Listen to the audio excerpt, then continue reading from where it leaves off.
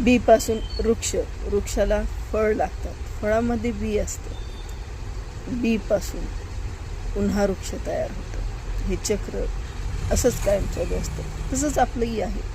आपण जन्मलो, आपल्याला मृत्यू झाला, पुन्हा आपण दुसरा जन्म घेतला, पुन्हा त्या शरीराचा मृत्यू झाला, पुन्हा कुठल्या तरी शरीरामध्ये आपला जन्म होणार. हे चक्र कायम चालू राहणार.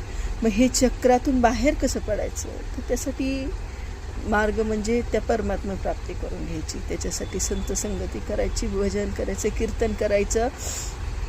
तुम्हाला यथाशक्ती तेवढा परमार्थ करायचा, जेणेकरून तुम्हाला हे जे चक्र चालू आहे, जन्म मरणाचं, पुन्हा जन्म, पुन्हा मृत्यू, पुन्हा मृत्यू, पुन्हा जन्म, या गोष्टीपासून सुटका करून घेण्यासाठी एकमेव साधन म्हणजे परमात्मा प्राप्ती.